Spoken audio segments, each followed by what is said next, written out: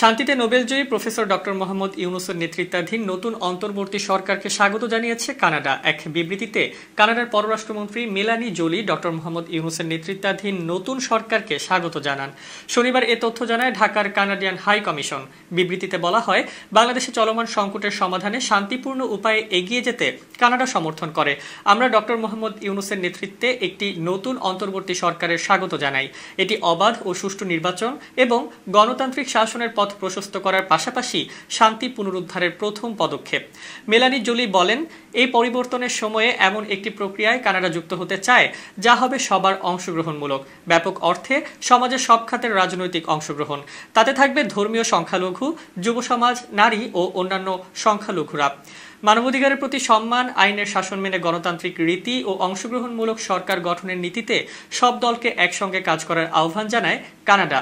Canada সবাইকে শান্ত থাকারও আহ্বান জানায়। মত প্রকাশের স্বাধীনতা চর্চার জন্য ইন্টারনেট ও অন্যান্য যোগাযোগ ব্যবস্থার পুরোপুরি সুযোগ নিশ্চিত করতে অন্তর্বর্তী সরকারের প্রতি আহ্বান জানায় কানাডা।